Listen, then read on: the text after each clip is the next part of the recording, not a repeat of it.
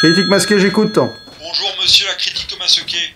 Nous sommes les services secrets et nous avons dissimulé un objet de grande importance dans votre bureau. Nous suspectons Batman, votre colocataire, de le voler. Quoi? Mais Batman? Ça va? Ok. Je vais ouvrir l'œil. Bonjour à tous, je suis la critique masquée et bienvenue dans cette critique à chaud de Allier, le dernier film de Robert Zemeckis. C'est Robert, hein. Ouais, c'est Robert. Oui, c'est bien Robert. Alors, je vous conseille d'aller le voir avant de m'entendre en parler, d'aller le voir avant de regarder quoi que ce soit, parce qu'honnêtement, vous aurez une expérience bien plus formidable. C'est du tout bon, allez-y, je vous le recommande. Avant, quoi que ce soit, ne regardez pas, ne vous informez pas sur ce film, s'il vous plaît. Allez-y sans savoir ce que vous allez voir, et là, vous allez kiffer votre race. Parce que moi, malheureusement, j'avais déjà vu la bande-annonce moult fois. Alors, il y a deux bandes-annonces, et il y en a une qui est particulièrement spoilante.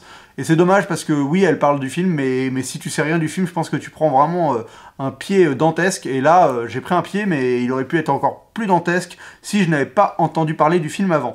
Voilà, donc ça c'est dit. Donc, ma critique d'Allier. Alors, va y avoir des légers spoilers, mais rien de dramatique. Je vais essayer de garder ça. Si vous avez déjà vu la bande-annonce, j'irai pas plus loin que la bande-annonce. Donc voilà, pas besoin de... Je vais pas spoiler plus que ça. Voilà. Donc, Brad Pitt et...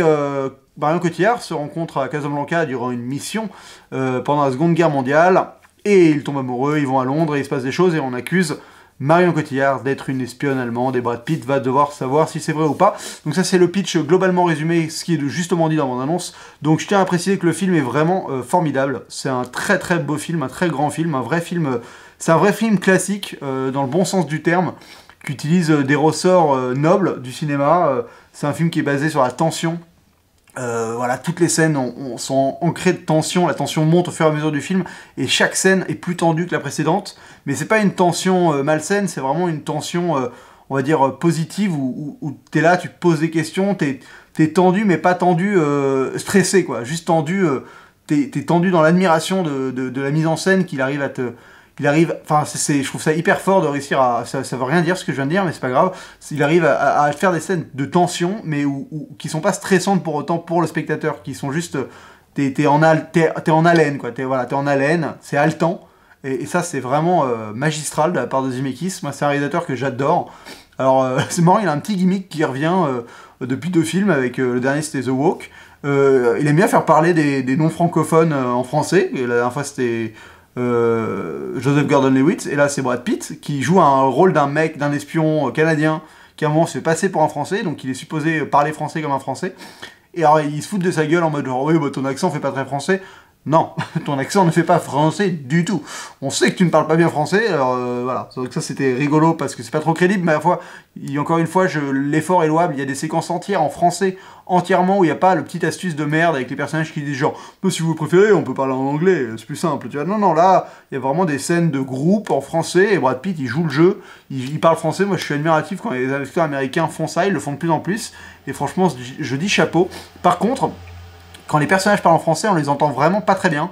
Déjà, il y a l'articulation qui est pas bonne, et je pense que c'est clairement soit parce que l'ingé son parle pas français, ou soit parce que les mixeurs parlent pas français, et donc ils ne prennent pas la peine de réellement faire en sorte qu'on comprenne bien le français dans le film. Tu sens qu'il y a un laisser-aller là-dessus.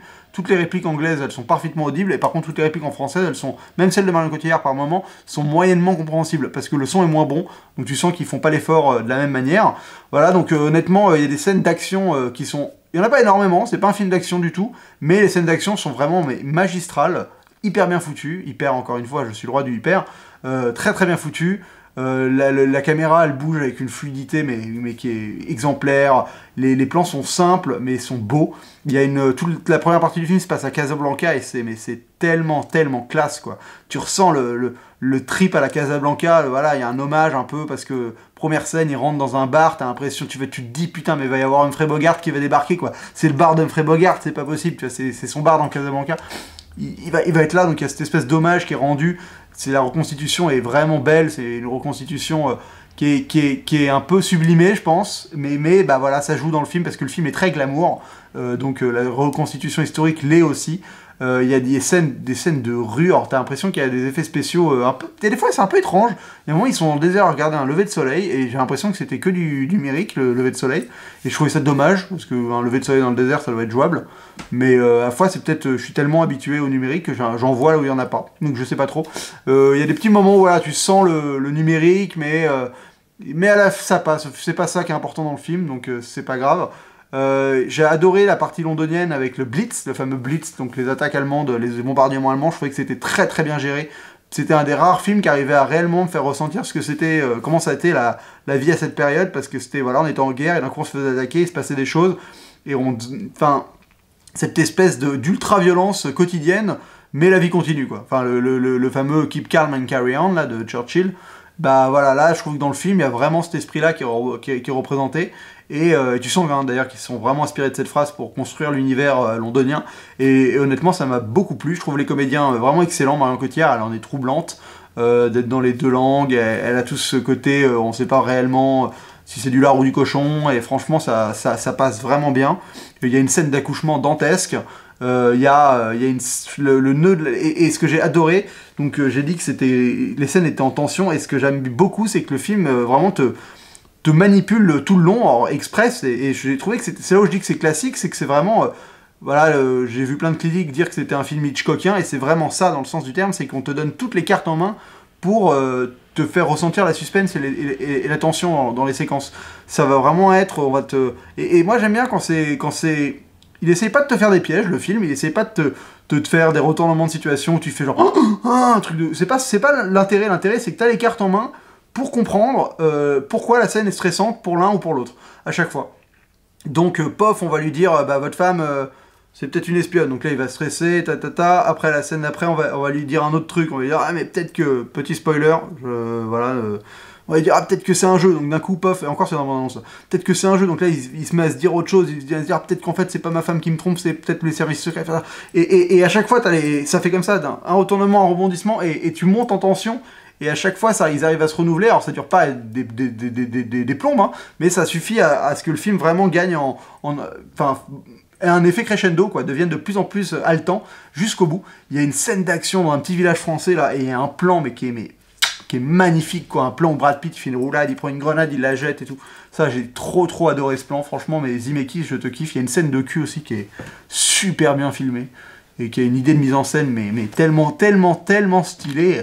Ah là, franchement, il y a des vrais moments de cinéma, quoi. C'est du beau film comme j'aime, moi, qui est intelligent, qui prend pas le spectateur pour un boulet, qui est vraiment élégant, qui est noble, un vrai cinéma noble. J'adore la musique de Alan Silvestri, enfin c'est le mec qui fait la musique de Forrest Gump, et d'autres films de Zemeckis, hein, j'imagine. Et la musique de fin, je fais lâcher une larme tellement je kiffe cette musique, elle me fait penser à Forrest Gump, j'adore cet univers-là musical. Je suis pas très friand de musique habituellement, mais là, j'avoue que là, ça m'a bien pris. Écoutez, je sais plus ce que je pourrais dire d'autre, à part le fait que la bande-annonce était nulle. Bah écoutez, je pense que c'est tout, hein. Je vérifie juste mes notes avant de vous dire la note que je donne, pour voir si j'ai rien oublié de spécial. Élégant, tension, crescendo, super mise en scène, pof. Ouais, oui, la scène, il y a une scène importante qui se passe dans une fête. Et écoutez, je trouvais que c'était une très bonne idée d'écriture et de mise en scène, que ce personnage de Brad Pitt soit... que son conflit principal se passe au milieu d'une fête, qui est elle-même interrompue par le conflit global. Enfin, il y a vraiment cette notion d'histoire dans l'histoire, enfin vous savez la petite histoire qui raconte la grande histoire, et au sein de cette fête, enfin c'était vraiment c'était très allégorique au final, tout en étant hyper simple et dynamique, et ça donnait c'était bien foutu, quoi, parce que c'est un bon endroit pour faire que tous les personnages se retrouvent, donc les actions, enfin les informations s'échangent vastement vite, et donc on peut passer par plusieurs étapes d'informations au sein d'une seule et même séquence, ce qui vraiment est une excellente idée de mise en scène et de scénario, surtout de scénario, très bonne idée. Monsieur qui a écrit le film, je sais plus c'est qui, mais il a son nom en énorme sur l'affiche, je sais qu'il doit être un peu connu, il doit un peu avoir la cote, le bonhomme. Écoutez, voilà, c'est tout pour Allier, je vais lui donner la note de 4 masques sur 5, 4 masques sur 5, parce qu'honnêtement c'est extrêmement bien foutu, j'aurais même pu lui filer un peu plus.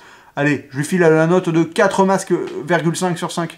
Je lui mets pas la note de 5 parce que c'est toujours chiant, j'aime pas me justifier à pourquoi je mets pas la note parfaite, mais c'est pas loin, c'est des... ouais, je pourrais pas dire pourquoi je ressens pas non plus la perfection, peut-être parce que j'avais vu la bande-annonce. Peut-être que si j'avais pas vu la bande-annonce, j'aurais peut-être donné la note sur 5, mais j'ai vu la bande-annonce. Bah écoutez, voilà, ce sera tout pour Allier. Je refais encore et toujours la promo de la pièce de Courteline, 2 pièces de Georges Courteline, au théâtre Le Soum Soum, le samedi à 17h. pièce extrêmement drôle, c'est pas long, ça dure 45 minutes, c'est pas cher, ça coûte 5 €. Et honnêtement, ça vaut grave le coup parce que vous allez vous poiler sur un texte qui est à l'ancienne, et donc ça fait du bien de réussir à se poiler sur un texte qui a été écrit il y a 150 ans. Et ben voilà, 140, elle aura pas pinaillé. 130 peut-être même, je sais plus. Bref, donc n'hésitez pas à y aller, ça vaut le coup. Vous soutiendrez la Conte d'Ota, qui est une troupe de théâtre qui débute et qui a besoin de votre soutien. Voilà, ce sera tout pour mon petit laïus sur la pièce de Georges Courteligne, Soum Soum à 17 h le samedi. Paf, ouais, c'est écrit là sur le rond ou l'affiche. Ça dépend ce que je vais mettre. Écoutez, et bah c'est tout pour cette semaine, ou pour ce film, pour cette vidéo. Et d'ici la prochaine, bonne toile!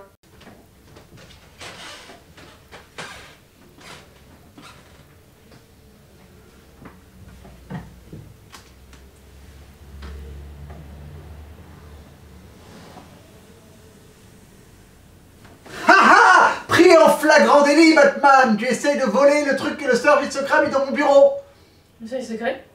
Oui.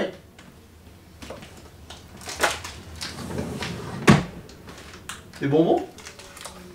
Tu voulais juste des bonbons?